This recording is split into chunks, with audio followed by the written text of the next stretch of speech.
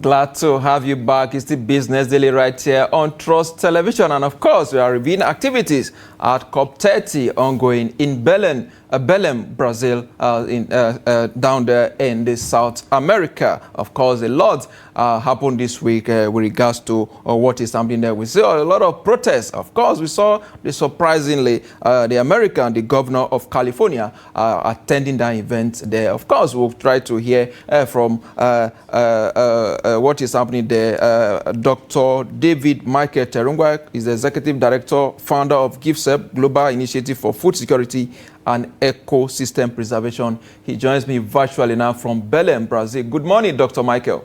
Nice to have you on Business Daily. Thank you. Good morning.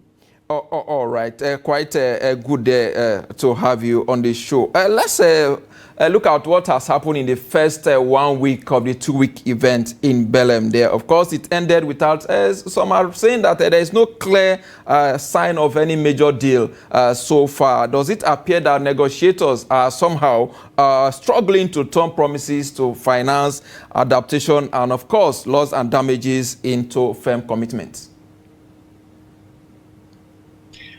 Yes, thank you. First of all, let me start by, condoling with the country. You are here and you have friends from other parts of the world who hear that young girls from school have been kidnapped, a general has been killed, and you are asked what's happening in your country, and it's very difficult for you to give answers, and I just hope that, it brings down your morale even when you're among friends, your African friends, and all of that.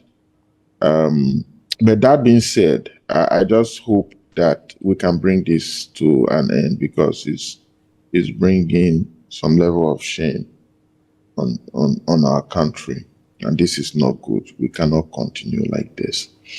COP, yes. So I think it's very important to give a quick background, because I see some conversation on the social media and it's becoming political and all about the COP process, and Nigeria has a very large delegation and all. Yes, I don't work with the government, but it's important to participate in the COP process. This is 30 years since the COP began. So the negotiations happen on different thematic areas. They are majorly divided into two. That is the Kyoto Protocol and the Paris Agreement. And all of these, both the CMP and the CMA, which I just mentioned, are divided into several sub-other issues that are negotiated. And so you have mitigation, you have adaptation, that is the global goal on adaptation, popularly called GGA. You have gender issues, you have just transition, you have agriculture and food security, land and soil, finance, loss and damage, transparency, and several other sub-issues. And these negotiations are done based on groups. Yes, at the beginning, countries sit together as national countries, 197, 96 now, with the US out of the Paris Agreement, agree on some of these issues and come up with a text. And usually that is what happened during the first week. So you have the Africa group of negotiators that negotiate and agree. These are the different blocks with the group of 77 plus China. You have the Arab group, you have the small island group, and you have the Annex 1 countries, that is the most developed countries. You have the EU and the rest. So in week 1, all the negotiations based on some of these thematic areas I have mentioned are finalized and produced. A text is produced. In the second week, the ministers now come. So we now have the Minister of Environment for Nigeria. I think he arrived on Sunday, and then they take over because some of these agreements have to be made at the national level.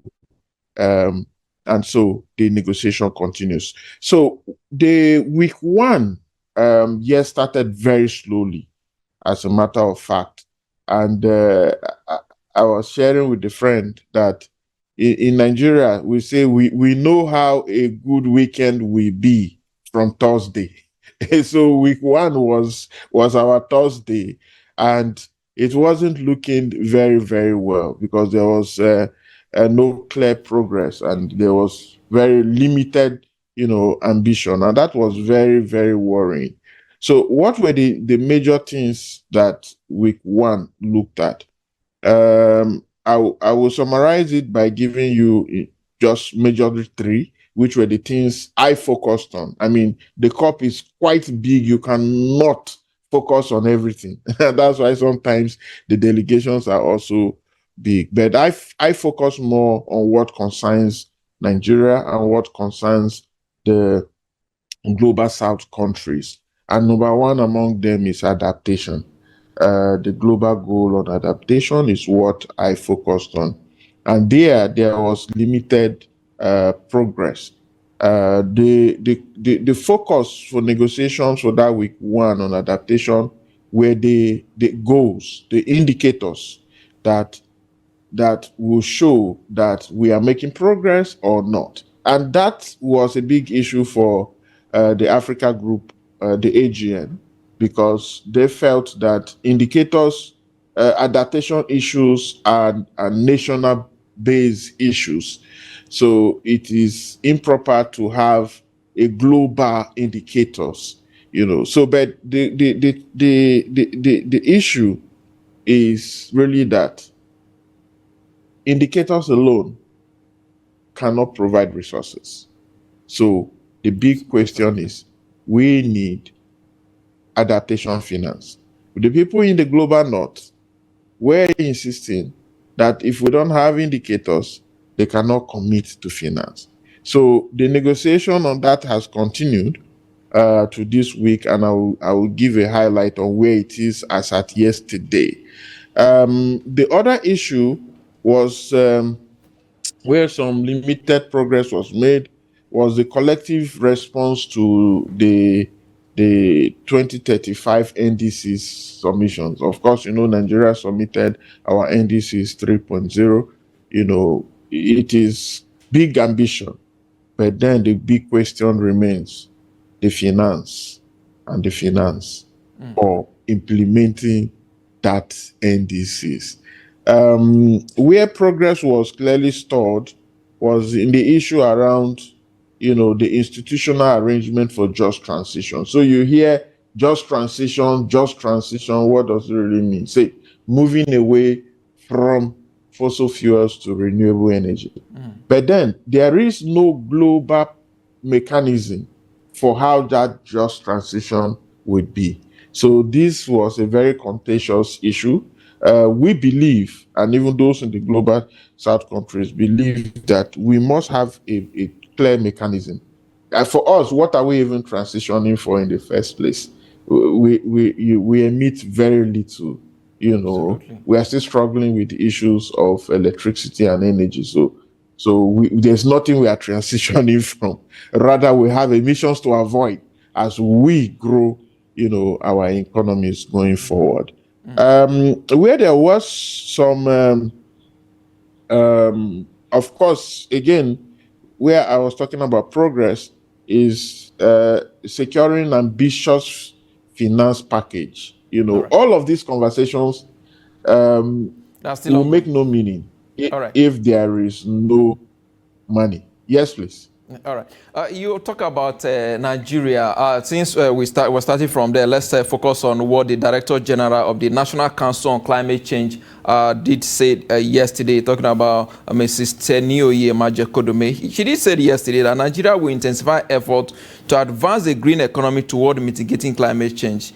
According to her, the focus is on overall environmental sustainability, including renewable energy, sustainable agriculture, and waste management will also be maintained nationwide. She went further to say that the national mandate is to reach 32% emission reduction target by 2035.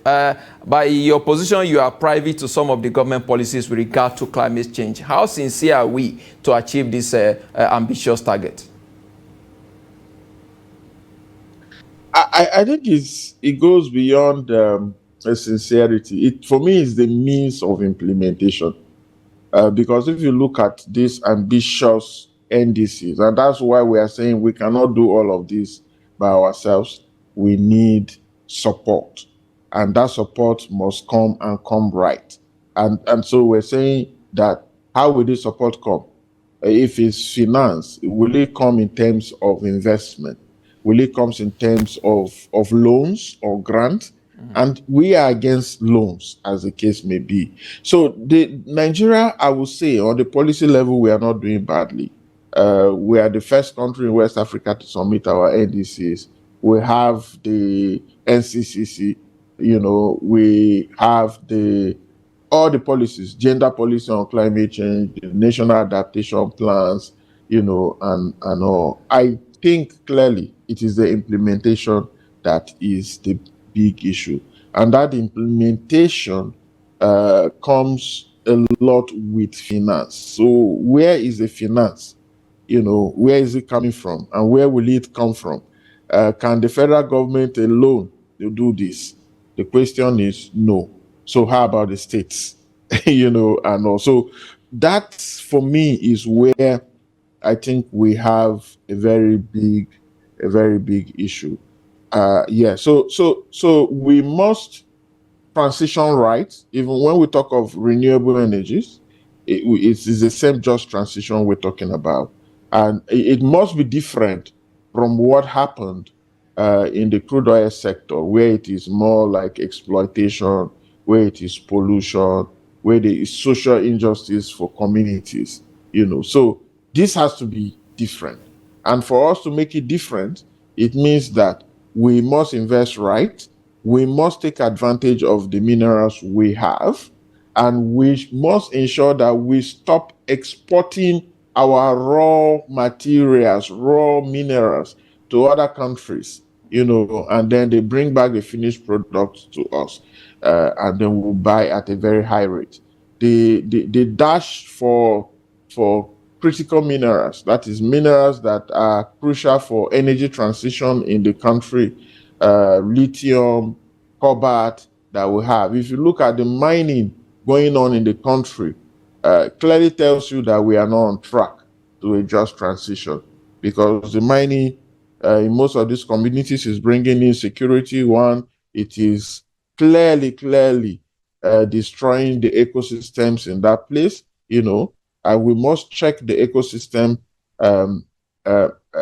prevention. And that's why you may know that we've been pushing for the environmental and social health impact assessment bill to ensure that before mining activities are taking place in this country anywhere, laws that govern the environment must be respected. Otherwise, if we continue the way it is at the moment, our situation will be worse than what is happening in the DRC, that is the Democratic Republic of Congo, where just yesterday, about 2 days ago, 80 miners, died in an artisanal mining situation. The mine collapsed, and hundreds are injured. We've had cases like that across the country, but I can tell you that because of those minerals will have, more people will come.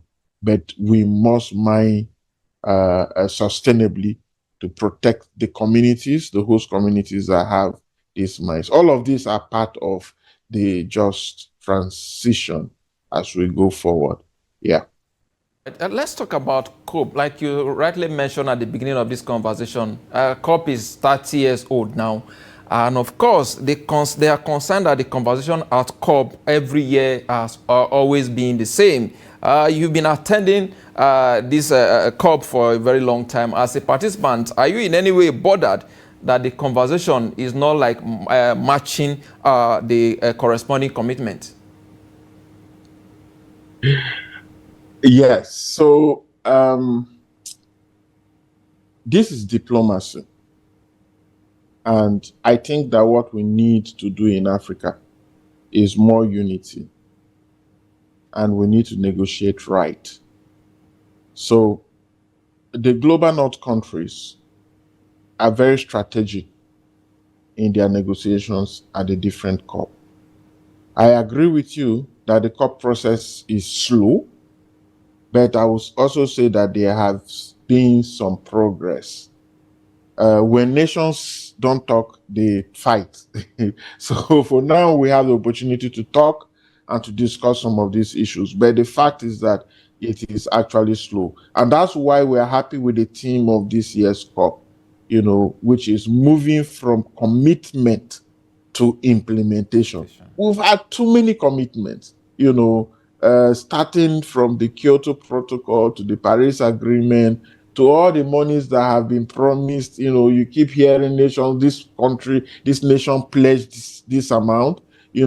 At the last COP in Balem, how much was pledged? Yes, the developed countries pledged to raise 300 billion annually, and the NCQG was to say that they were going to raise at least 1.3 trillion annually by 2035. The question is how much has been raised since then. At the COP in Sharm el-Sheikh, Egypt, we celebrated, African countries, developing countries celebrated the agreement on the loss and damage fund. The question is how much is in the fund? On paper, there's a loss and damage fund, but the fund is empty. There's nothing there. So it is time for implementation. That is why the decisions at this COP are very critical. We cannot continue to keep talking and continue talking while people are dying.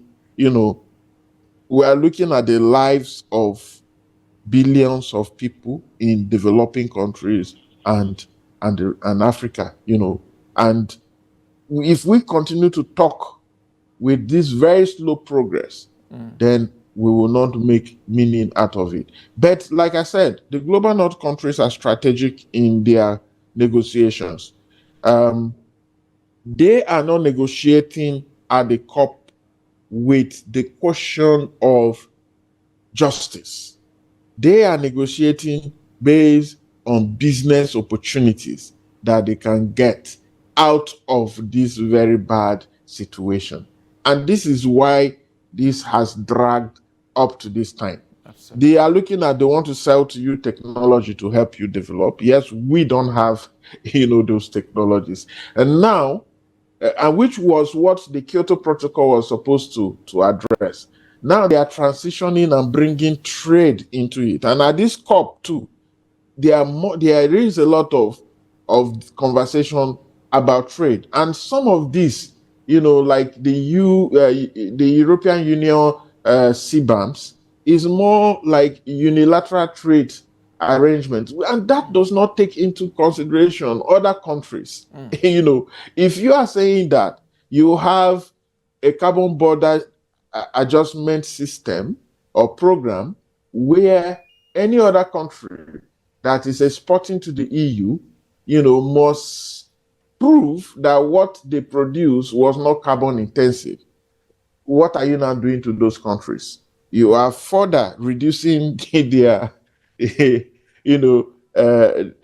foreign exchange. You are further putting their people into poverty and all. When we know that we're not the cause of this problem in the first place. So I think that the African group of negotiators, Nigeria inclusive, and the other countries need to work more together. The challenge has been that these people have a way of dividing Africa all the time.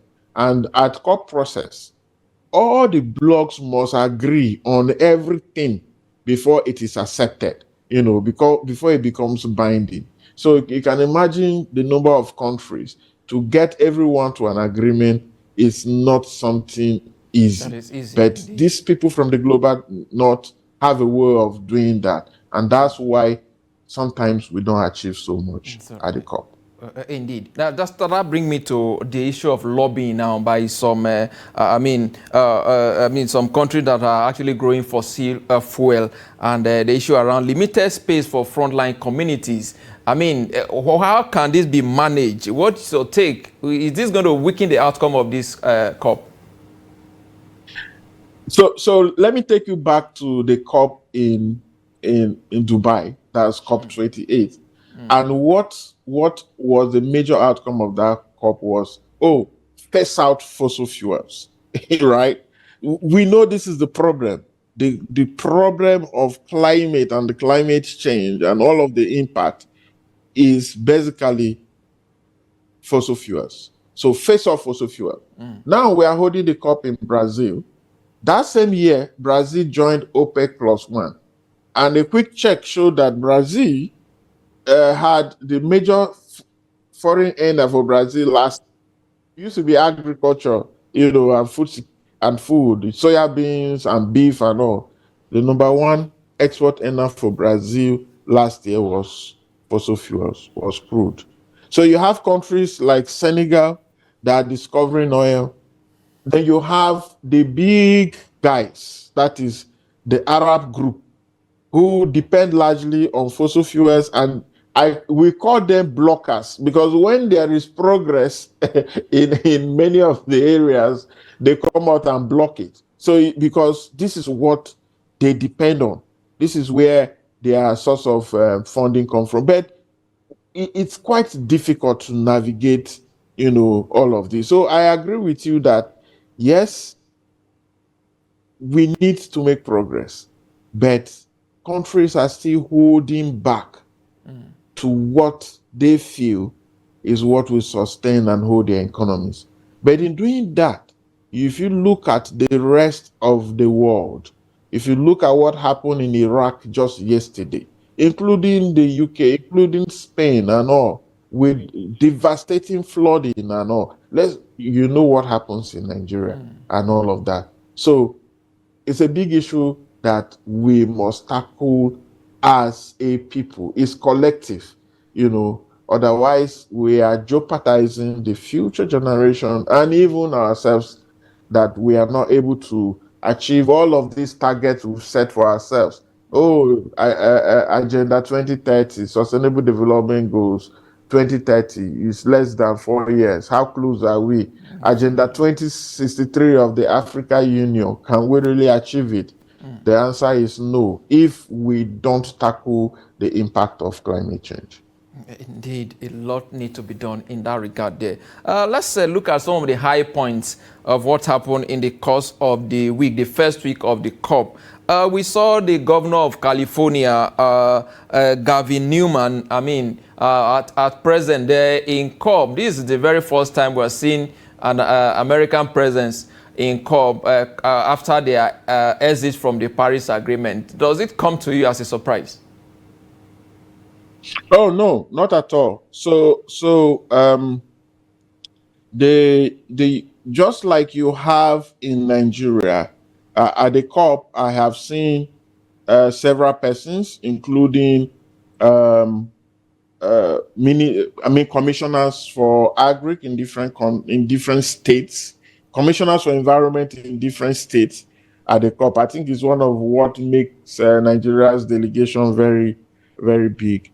In several other COPs also, delegations from the different states in the United States, they have been participating.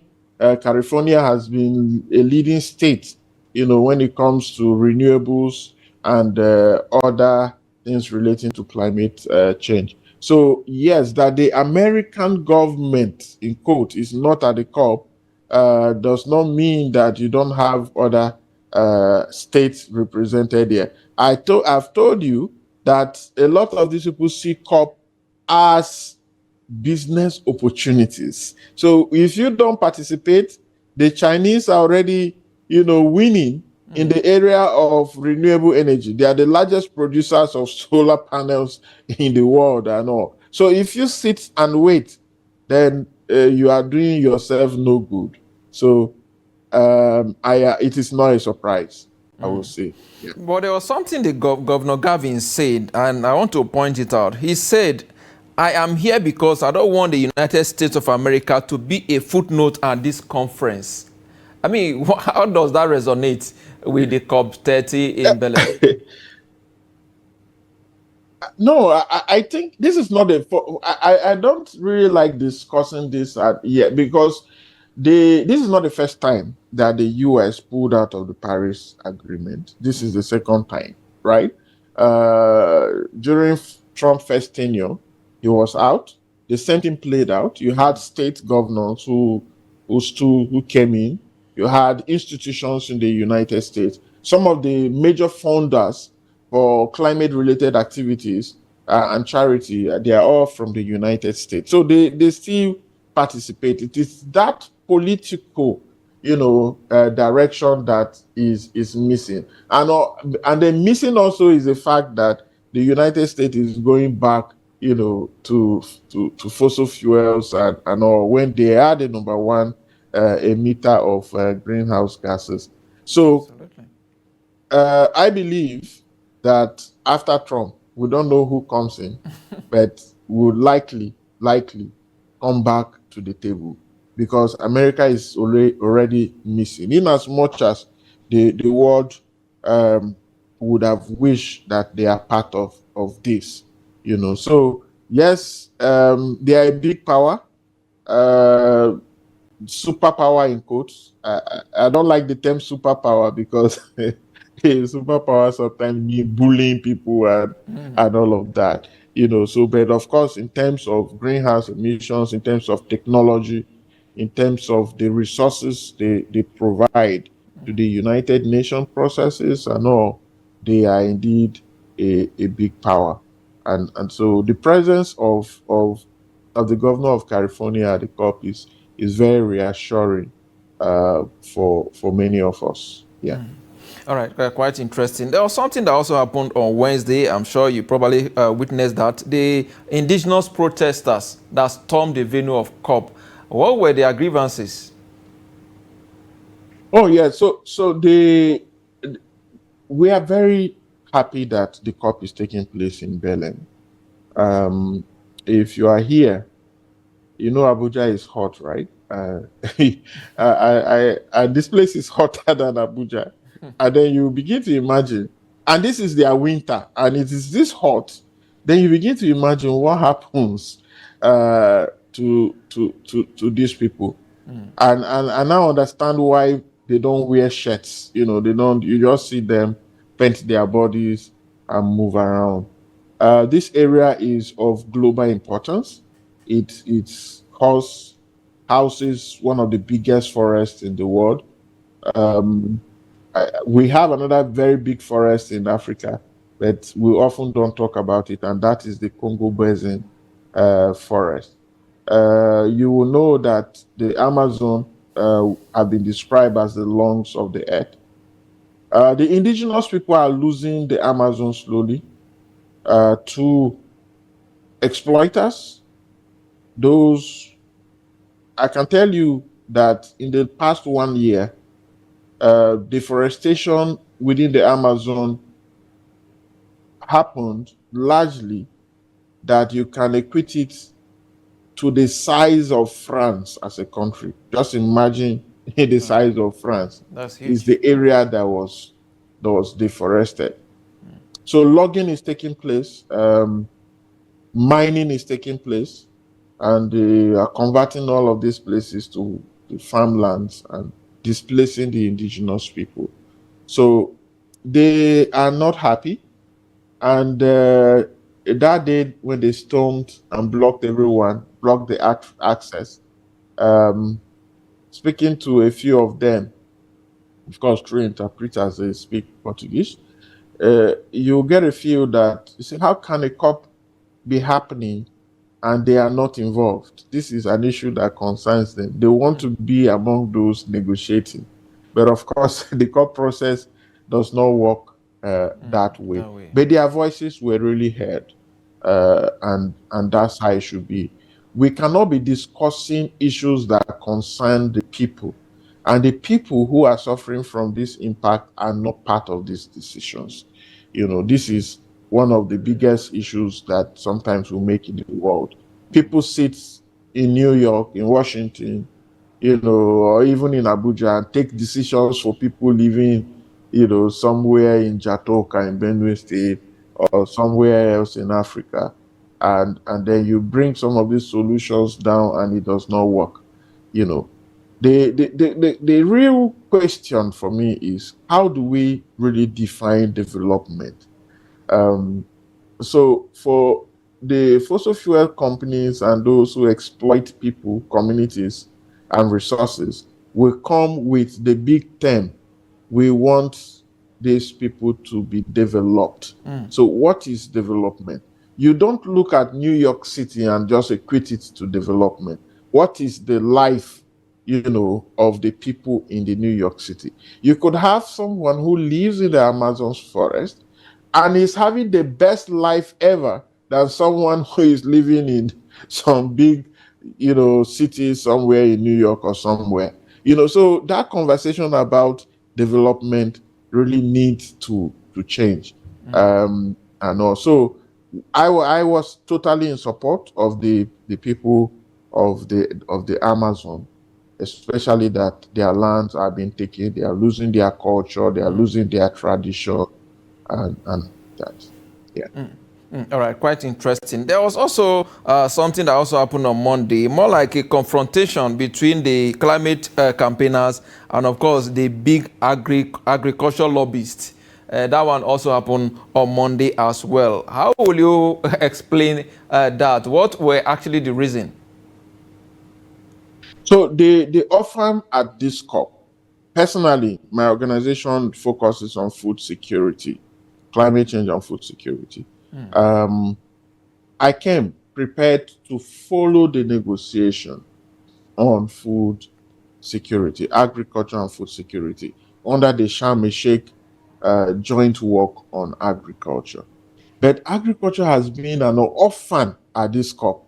And it's sad because the COP is taking place in a country that prides itself as, the food basket of the world, more or less. Brazil exports soya beans. They are the largest producers of soya beans, largest producers of beef, and several other things. So the the issue really is that we see it as a plan to take over the food systems of developing countries through the introduction of some technologies that I would say does not go down well with some of us, the GMOs and all. Where you allow seed companies to get into your country, take over indigenous seeds completely, and you make your people totally dependent on seed companies. That is taking away your food sovereignty. Absolutely. And so the people, negotiations at the COP at this time on agriculture has been very slow. We look at agriculture as complete food system. And when we say food system, we are looking at it from seed, from cultivation of land, from the planting, the entire value chain. But these guys are just after production.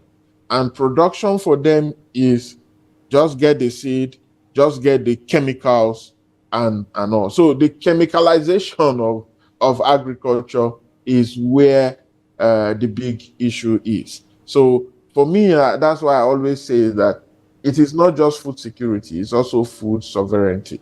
So when you lose your food security, you lose your food sovereignty, you are a completely poor nation. So some of these issues are very technical, and that's why at negotiations, you need to be very careful.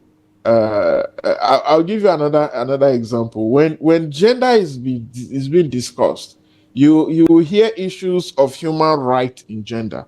Now that human right in quotes, you are looking at human rights as right to life, right? But some other persons are looking at human rights as, if this person wants to be, you know, what form of sex he should, you know, be what he wants to be. That is the person's human right. And in so many other African countries, including Nigeria, this is alien to our law and our culture, and we cannot accept those. So these are some of the dynamics and all. So when it comes to issues of food security and all, we need to be extremely careful looking at the text and some of these other issues. And that's why you have some of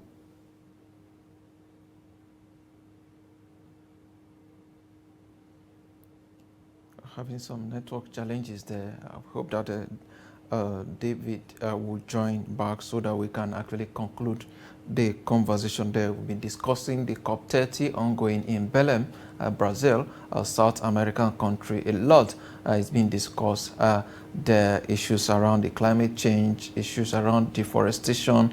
Belem is one city that has faced quite a whole lot. Okay, I have Dr. David back now. Dr. David, as we wrap up the conversation now, one area that is of concern is that from COP26, we saw that over 5,000 fossil fuel lobbyists were allowed into the United Nations climate change talks.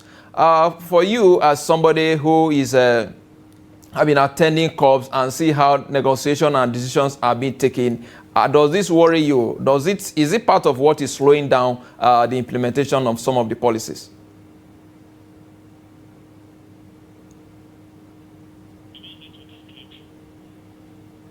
I'm sorry, can you come again? It's then the connectivity is a bit down. I couldn't get your question. Okay, so I'm saying that more than 5,000 fossil fuel lobbies have been given access to the UN climate change talks since COP26. Are you worried? Is this part of what is slowing down negotiation and decision-making processes?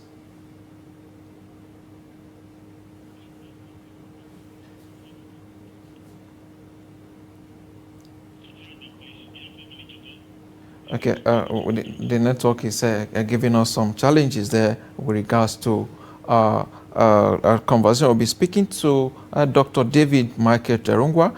He's the Executive Director and founder of GIFSEP. GIFSEP is Global Initiative for Food Security and Ecosystem Preservation. And of course, we'll be talking about COP30, which is ongoing there in Brazil. A lot of decisions are expected to be taken, given what happened in Baku, Azerbaijan, about a year ago, where a lot of promises were actually made, but the concern has always been the implementation of some of these policies. We hope that since the theme for this year is moving from commitment to implementation, we hope that some of the policies and commitments that have been made from COP1 down to the current COP30 will actually,